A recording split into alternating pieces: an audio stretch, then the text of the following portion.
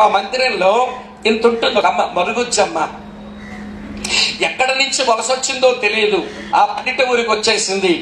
వాస్తవానికి కులానికి కుమ్మర కుటుంబానికి చెందింది. ఆమెమి కుండలు చేయటం రాదు ఆమెకు.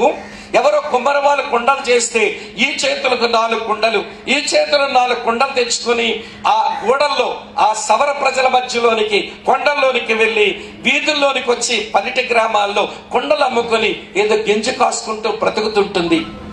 ఒక మారు వీధులకు పోతున్నా నాకు ఎదురొచ్చింది. ఏంటి కుమ్మరమ్మ ఎట్లా వచ్చావు, చేతుల కుండల్లో ఏంటి అమ్ముడైపోయాయి అప్పుడంటే? అన్నీ అమ్మేశాను బాబు, గింజ కాసుకుందామని వెళుతున్నానయ్యా అంది. మంచిది కుమ్మరమ్మ, ఊర్లో పనుండి వెళ్తున్నానులే అన్నాను. అంటే బాబు ఒక్క మాట ఎప్పటి నుంచి అడుగుదాం అనుకుంటున్నాను, నేను అడగనా అంది.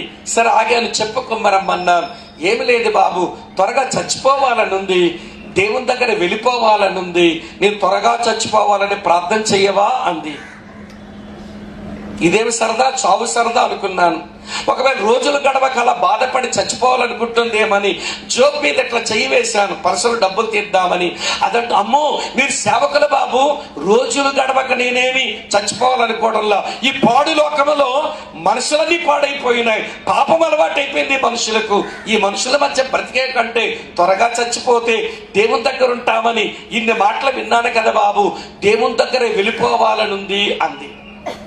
ఇప్పుడు ఎట్లా పాలని ఒక నిమిషం ఆలోచించి, కుమ్మరమ్మ యేసయ్య చెప్పాడు కదా, నేను స్థలం సిద్ధపరిచి వెళుతున్నాను, స్థలం సిద్ధపరిచిన తర్వాత మళ్ళీ వస్తానని ప్రభు చెప్పాడు కదా, నీ కొరకు సిద్ధపరచవలసిన స్థలం సిద్ధపరిస్తే నేను తీసుకెళ్తాడులే, చంపేయి తీసుకెళ్ళిపోని దేవుని శోధించకూడదు అన్నాను. వెంటనే పల్లెట్ల పెద్ద చేసి, ఆయన ఇల్లు 2000 సంవత్సరాలు అయింది, నా కొరకు కట్టే ఇల్లు ఇంకా పూర్తి అవ్వలేదా, పూర్తి అవ్వకుండా నేను అయినప్పుడే పిలవని వెళ్తానులే బాబు అంది. అమాయకురాలు.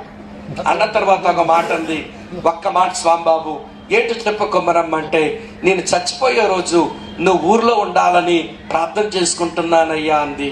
నువ్వు చచ్చిపోయినప్పుడు నేనెందుకు కుమ్మరమ్మ అన్నాను. అదేంటి బాబా అలాగంటావు, నాకు చదువు లేదు కదా, నాకు గుడ్డ కట్టుకోవడం కూడా బాగా రాదు కదా, నాకు నాగరికత లేని దాని కదా. యేసు ప్రభు నిజమైన దేవుడర్రా, దేవుడు అనడానికి ఎవరిలో సరైన లక్షణాలు ఉన్నాయంటే యేసులోనే ఉన్నాయి. ఆయనే నీ పాపాల కొరకు చనిపోయిన వాడు.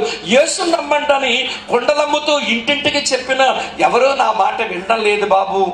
అందుకే నేను త్వరగా చచ్చిపోతే, నన్ను డొక్కులో పెడితే, నువ్వు సువార్త చెప్తే ఒకలైనా దేవుని నమ్ముకుంటారేమని, నేను చావక మునుపు ఎవరూ మన ఊర్లో చావకూడదని, నేను చచ్చిపోయే రోజు నువ్వు ఊర్లో ఉండి నా సమాధి డొక్కు దగ్గర సువార్త చెప్పాలని, నువ్వు ఊర్లో ఉండాలని ప్రార్థన చేసుకుంటున్నాను.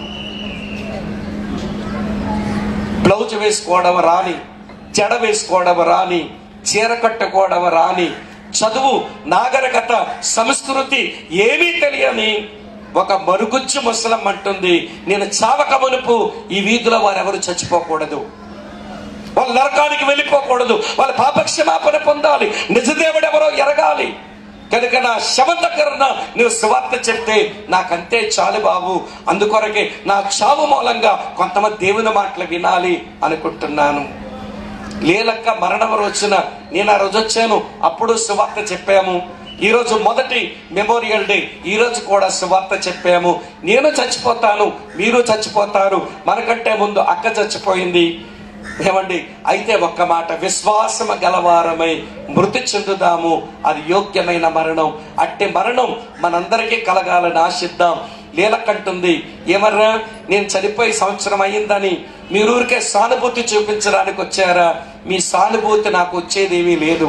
నేను దేవుని దగ్గర బాగానే ఉన్నాను, మీరు నా వెనకాల రాబోతున్నారు, మీరు పరలోకం వస్తారో లేదో భూమి మీద బతుకున్నప్పుడే తేల్చుకోండి అని ఆమె మృతి చెంది మనతో మాట్లాడుతుండగా ఈ మాటలు కొంచెం చెవిని పెడదాం, జీవితాల్లో మార్పు చెందుదాం, దేవునికి హృదయంలో చోటిద్దాం. అలాంటి కృప దేవుడు ఇవ్వాలని ఆశిద్దాం.